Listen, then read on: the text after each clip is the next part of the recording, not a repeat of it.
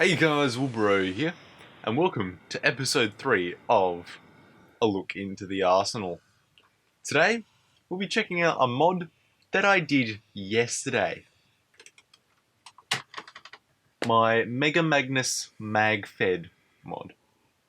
Now, this, for the most part, looks like a stock Mega Magnus, except for a couple of key differences. First of all, the breech, or the magazine, well. Second of all, the breech. Now, it doesn't really look that different until I prime it slightly, and then you can actually see down the barrel if you can. I'm not sure. Let's just check. Don't worry about it. I'm actually going to pull this blaster apart in this episode. So, let's actually do that right now.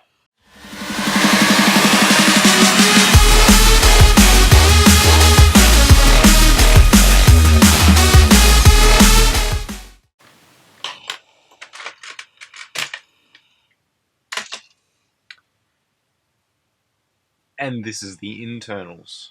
Now, as I said, I made this yesterday, so I actually haven't upgraded the spring at all. It's using the stock Magnus spring.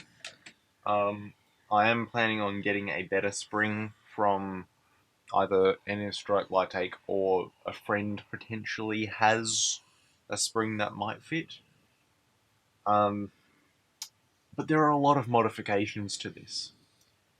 First, and most obvious, is the magazine well. This used to be a Raider well. It took a lot of grinding on. Actually got a belt sander grinder combo thing. Tried on the belt sander. No, it didn't work. It would have taken too long. This in itself took around about an hour's worth of grinding on like a quite coarse grinder. And that's on both sides. That's so it could fit in the Magnus. It's quite a stock. It's quite a thick magwell, and the Magnus isn't nearly as thick. But I wanted to keep it as stock looking as possible, so I didn't want to cut holes in the sides of the Magnus at all. So I just made this ridiculously thin, and also cut the ribs out from the inside. Second thing, I actually cut down the trigger a fair bit. I should probably put a picture up here, and that's what the stock trigger mech looks like. I've basically cut it right here, so that it looks, well not looks, but so that it is much shorter than the stock one, and it will actually fit, because the magwell takes up a bit of the room over here where the trigger mech was, so I just cut that off completely. It works fine still, just I cut off most of the locks.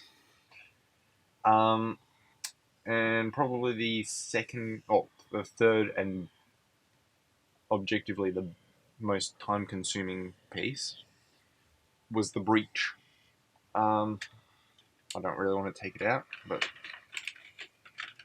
let's see if I can. Yeah. The whole breech system took a long time to do, because let me go get it mag. This has to go around the mag perfectly like that. So I had to cut this into multiple pieces on both sides. This actually probably took the most amount of time. Like, it would have taken about 2 hours to cut down this breech in all of the ways, because I don't have a Dremel. I had to use a Stanley knife for most of this. That is not the most efficient way of doing it by far, but that's all I had. I had a Stanley knife and a junior hacksaw. This one, this junior hacksaw. That took a long time to do.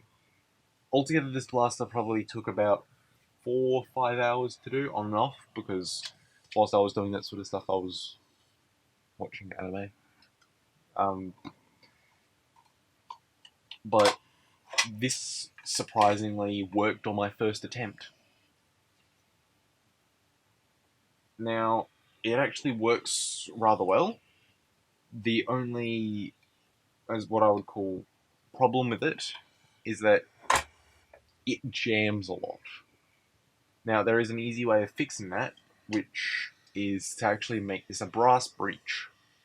The reason it's jamming so much is because this 16mm,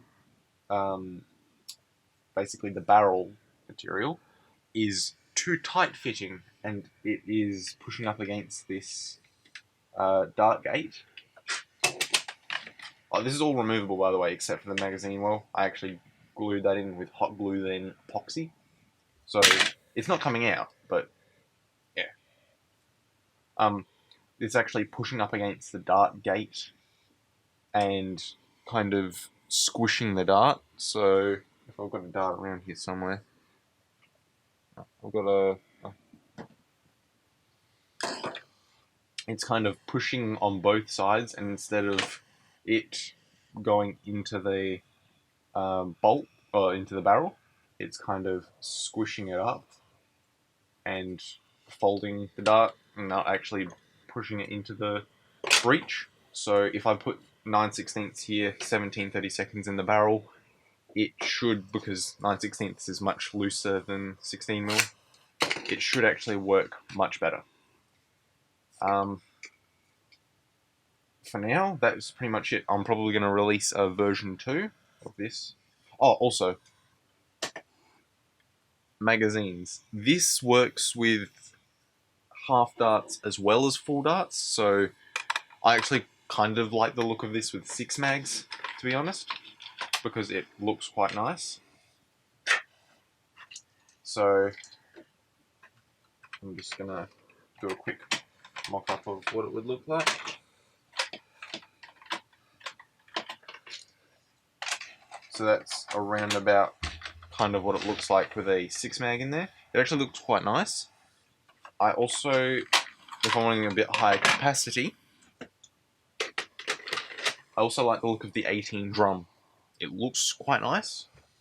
It may be asymmetrical, but it's quite a small, compact. It's actually shorter than a 12 mag. It's quite small and compact, and it holds 18 darts. Also, if I wanted to use it with half darts, the katana mag system actually works quite well. It doesn't look as nice, I don't think, but it works, and it works quite well with half darts because they don't jam as much, because they don't actually have as much bend. I actually am wanting to brass breech this quite soon, so I actually made this barrel up.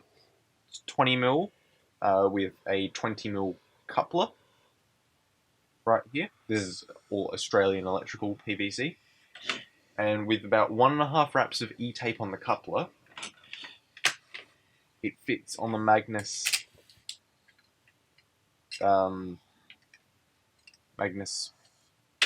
dart gate barrel thing rather well. In fact, maybe a bit too well. Ah, there we go. Yeah, it fits on there quite well. So, yeah, and it's... I'm going to make it kind of look like a suppressed pistol, if you get what I'm saying. But, yeah, I think it turned out quite well. If you guys really want to see another, like, an update video on this once I brass breach it, I'm probably going to, like, do episodes, like, 3.5 and all that sort of stuff for updates on that. So if you guys actually want to see that sort of stuff, leave it down below in the comments.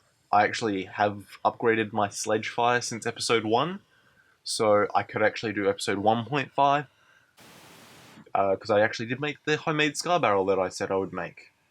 Other than that, hope to see you guys in another video, and take care.